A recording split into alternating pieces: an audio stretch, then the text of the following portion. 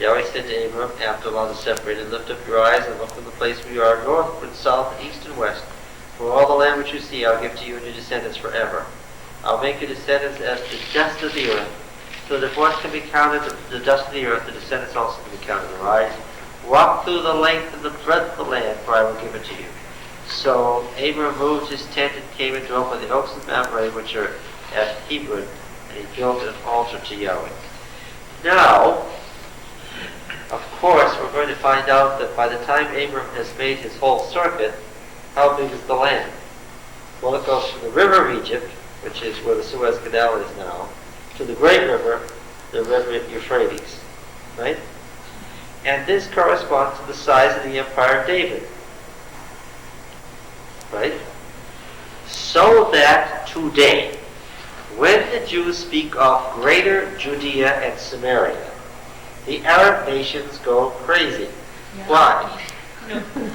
When the Prime Minister of Israel says Greater Judea and Samaria, why do the Arab nations say Israel is an aggressor that has expansionist goals and has ever since it was founded in 1948? Because they've added the Gaza Strip down to the river of Egypt, haven't they?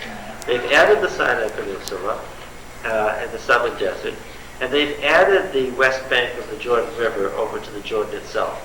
But remember, it crossed the empire crossed the Jordan, it covered Ammon, Moab, and Edom, so it covered all the way to the edge of the Arabian Desert, and all the way up to the Euphrates, which means what?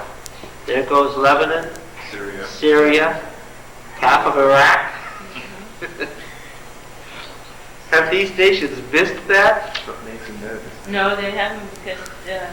Well, listen, if you only have a nation of 1.5 million people, and you've got 10 million Jews or so living elsewhere who are supposed to be coming to Israel, and you're taking in 3,000 to 5,000, as many as 10,000 a week, there's no room. What do you have to do?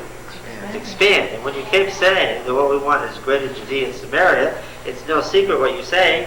You're saying we want to take over Syria. We want to drive the Syrians out just like we drove out the Palestinians. And we want to take over Lebanon.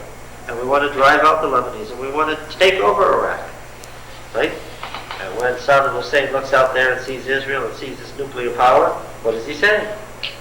He says to himself, well, these people are coming to get me. They say they're coming to get me.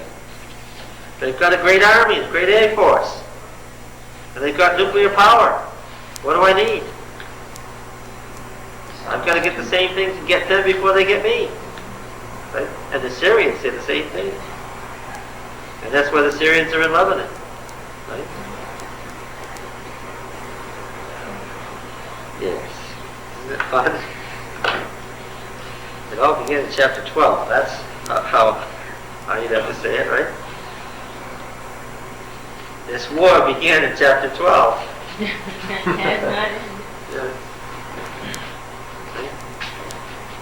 Yeah, people forget that they think the war with the Arabs and the Jews began in 1947. Abraham didn't have a son, he had Lot, his adopted son, his nephew. He kept trying to get sons and how to do it.